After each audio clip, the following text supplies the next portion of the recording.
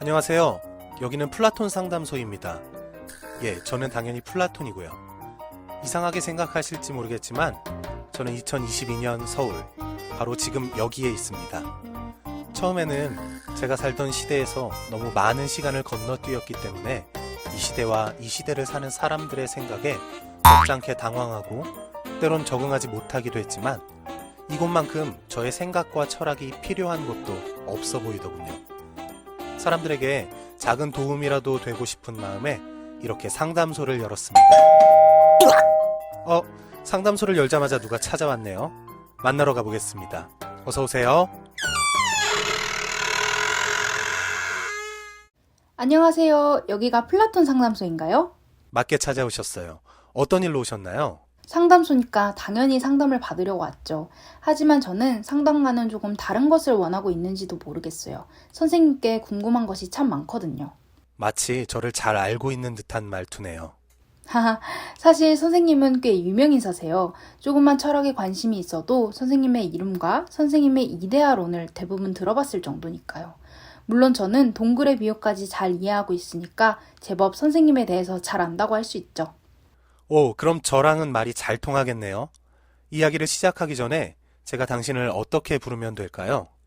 저는 시생이라고 해요. 이름이 시생인가요? 네, 성이 입시라서 입시생이에요. 특별하네요. 이제부터 그쪽을 시생학생이라고 부를게요. 저는 나이가 2400살 가량 되니 말을 편하게 해도 괜찮겠죠? 그럼요. 그럼 어떤 이야기부터 나눠볼까? 안 그래도 꼭 묻고 싶은 게 있었어요. 선생님 말씀에 따르면 사슬에 매어 동굴의 그림자인 허상만을 보며 살아가는 사람들이 사슬을 풀고 동굴 밖으로 나가 사물의 본질인 이데아를 보려면 이성의 힘이 필요하다고 하셨죠? 잘 이해하고 있네. 그래서 교육의 중요성을 강조하신 거고요. 그렇지. 그렇다면 이 시대를 살아가고 있는 학생들만큼 이데아에 가까운 존재도 없을 거예요.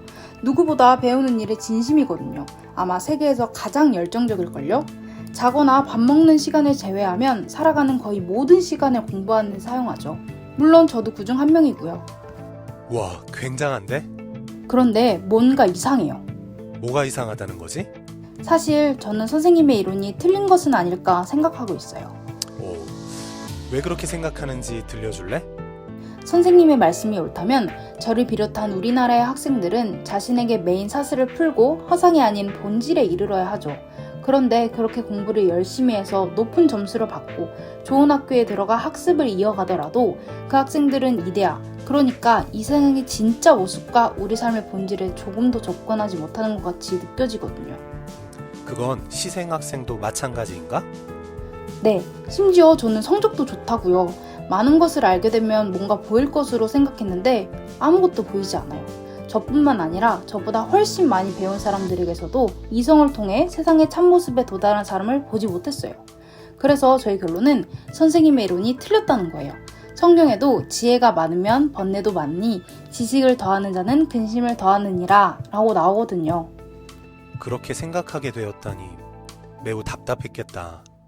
제 허탈감과 답답함이 어느 정도인지 선생님은 상상도 못하실 거예요. 물론 내가 이야기하는 이데아에 관한 내용이 이 세상의 유일한 진리라고 단정 지을 수는 없어. 하지만 그것을 건강하게 받아들이고 삶에 적용할 수 있다면 사람들의 삶이 긍정적인 방향으로 변할 거라는 사실은 확신할 수 있어. 저는 아직 못 믿겠어요. 성경 말씀으로 나를 반박했으니 나도 성경의 이야기를 해볼게.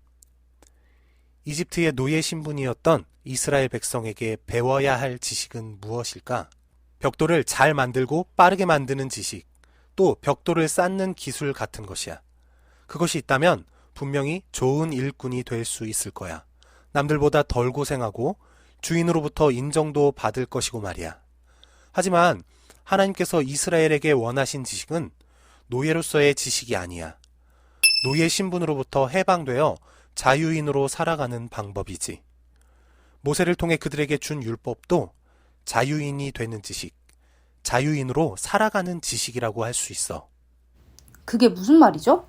지식이라고 같은 지식이 아니라는 거야. 어떤 지식은 그들을 더 노예답게 하는 지식이지만 어떤 지식은 그들을 노예가 아닌 자유인으로 만들어주는 지식이니까. 동굴에 갇힌 사람들에게 필요한 지식은 자기들이 보고 있는 그림자가 무엇인지 분석하고 동굴 속에서 잘 살아가는 방법을 배우는 것이 아니야. 그들을 자유롭게 하는 지식은 그들이 자신이 동굴에 갇힌 존재라는 것을 깨닫는 것과 어떻게 자기에게 묶인 사슬을 풀고 밖으로 나갈 수 있는지를 아는 지식이야. 그렇다면 예수를 아는 지식은 죄로 가득한 이 세상에서 잘 살아가는 지혜가 아니라 죄의 종에서 해방되어 하나님의 자녀로 신분을 변경하는 방법, 곧 예수를 믿는 믿음이 되는 것이지. 선생님의 이론은 성경과 참 잘 맞는 것 같네요. 그런데 저는 성경도 제 삶과는 잘 맞지 않는다고 생각해요. 그렇게 생각하니? 그럼 우리 실제적인 이야기를 해볼까? 좋아요. 저도 정말 하고 싶은 이야기는 삶에 대한 부분이에요. 시생학생이 요즘 가장 몰두하는 것은 무엇이지? 당연히 공부죠. 그럼 시생학생이 공부를 통해 얻고자 하는 것은 무엇이야? 물론 좋은 대학에 들어가는 거죠. 그게 시생학생에게 어떤 유익이 있어? 많죠. 사람들로부터 무시당하지 않을 수도 있고요. 그리고 당연히 좋은 직장에 취직할 수 있죠. 좋은 직장은 어떤 직장인데? 계속 질문만 하시는 것 같네요. 불편했니?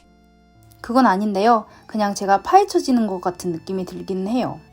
세상을 살아가는 데 있어서 자기를 아는 것은 매우 중요해. 그 안에 답이 있는 경우가 참 많거든. 어떤 의미에서는 자기 자신을 아는 지식이 이데아를 찾는 데 큰 도움이 되지. 알았어요. 그럼 좋은 직장에 대해서 계속 얘기해 볼까? 좋은 직장은 솔직하게 말하면 일은 편하고 돈은 많이 주는 직장이죠. 속물처럼 생각하지 마세요. 다들 그래서 열심히 공부하고 노력하는 거니까요. 그래. 그렇다면 시생학생이 말한 무시당하지 않고 인정받는 것, 좋은 직장에서 편하게 일하는 것, 돈을 많이 버는 것 같은 일들은 동굴 안에서 필요한 것일까? 아니면 동굴 밖으로 나가는 데 필요한 것일까? 아, 그렇네요. 무슨 얘기인지 알겠어요. 제가 동굴 속만 생각했네요. 하지만 아직도 사슬을 풀고 동굴 밖으로 나가는 것의 의미는 잘 모르겠어요. 방금 내가 자기 자신을 아는 것이 중요하다고 말했었지? 세상을 바로 안다는 것은 나 자신을 바로 아는 데에서 시작해. 세상의 많은 것들을 배우는 것보다 훨씬 중요한 일이야. 자기를 안다는 것이 무슨 뜻인가요? 시생학생은 자기를 소개할 때 어떻게 소개하지? 저는 장신고등학교 3학년 시생이고요.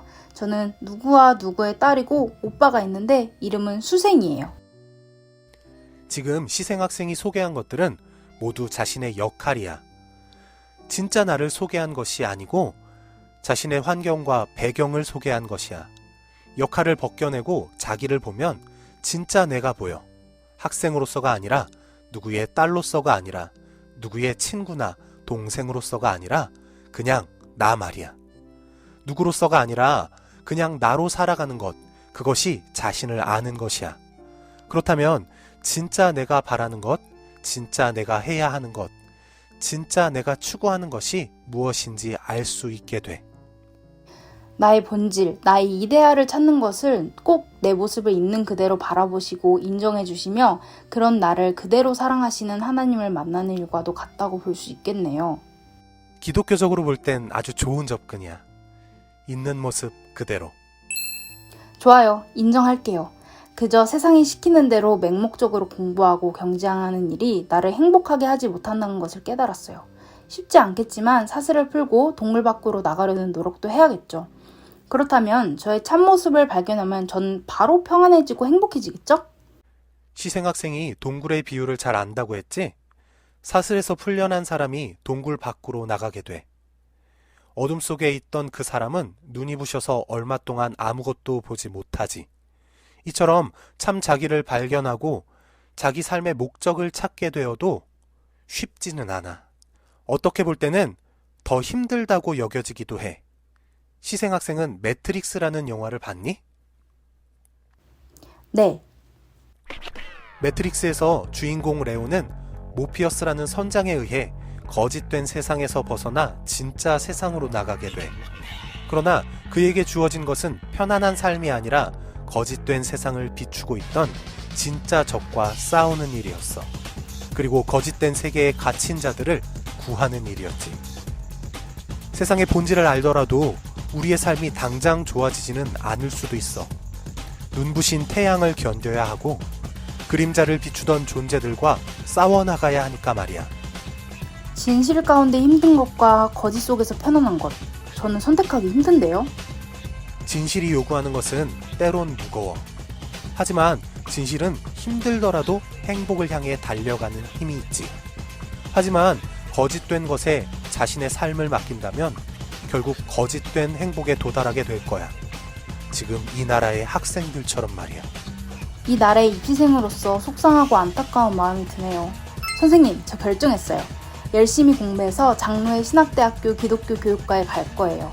이 나라의 학생들이 거짓의 동굴 속에서 불행해하지 않도록 바른 교육의 길을 개척해 가는 것이 제가 진짜 찾는 이데아예요. 어서 오렴. 여기 너와 같은 마음을 품은 기독교 교육과의 선배들이 가득하단다.